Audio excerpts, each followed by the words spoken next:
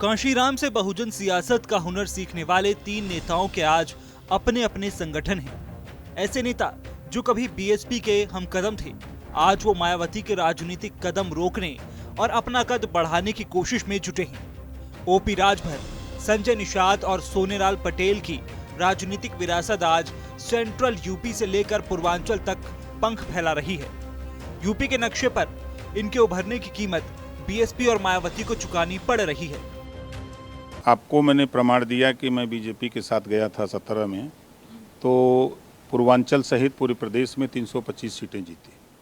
मैं छोड़ दिया, समाजवादी पार्टी के साथ गया, 47 सीट समाजवादी पार्टी के पास थी, 125 पहुंचवा दिया। जहां समाजवादी पार्टी का गढ़ था एटा, इटावा, कन्नौज, कासगंज, फिरोजाबाद, फर्रुखाबाद, उस इलाके में समाजवादी पार्टी हार गई। ये प्रमाण है ना। अच्छा, ये 2024 में कितनी सीटें लाएंगे? 80 की 80 सीटें आएंगे।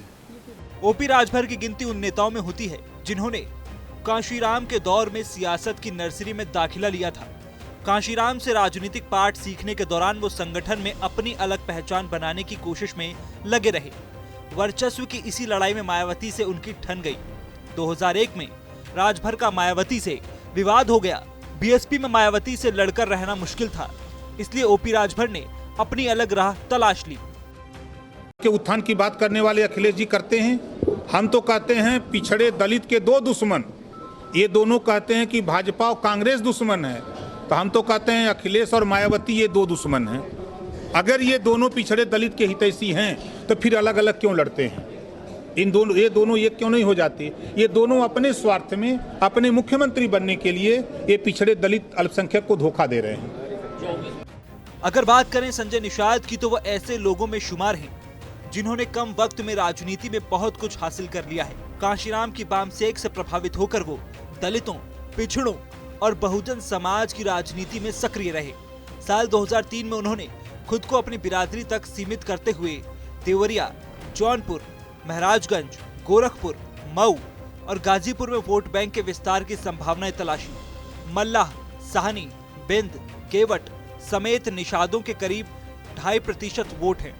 अब वो पूर्वांचल में आजमगढ़ से गोरखपुर तक कई जिलों में चुनावी सियासत का सेंटर पॉइंट बने हुए हैं। हम लोग जो लक्ष्य निर्धारित करते हैं, सोचते देखते होंगे, उससे 2-4 सीट अधिक पाते हैं, तो जो भी हमारा मिशन है उससे अधिक पूरा होगा।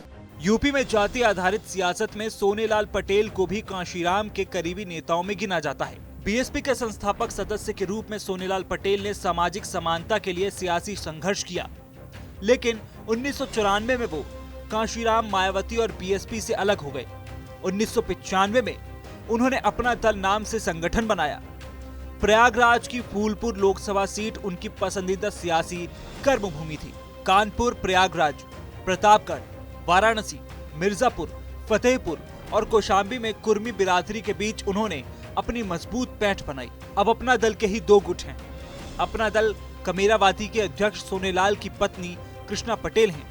वहीं अनुप्रिया पटेल ने 2016 में अपना दल एस यानी सोनेलाल के नाम पर पार्टी बनाई। वो न केवल केंद्रीय मंत्री हैं, बल्कि अपने गढ़ में गठबंधन के लिहाज से अपनी शर्तों पर ही सीटों का बंटवारा करती हैं।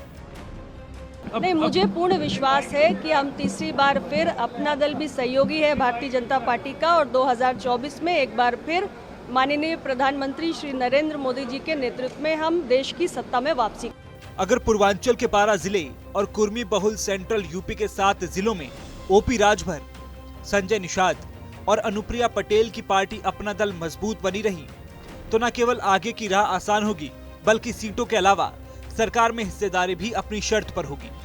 इसके लिए इन क्षेत्रीय दलों को 2024 में बीएसपी के खाते वाले वोट ज्यादा संख्या में अपने हिस्से में लाने होंगे।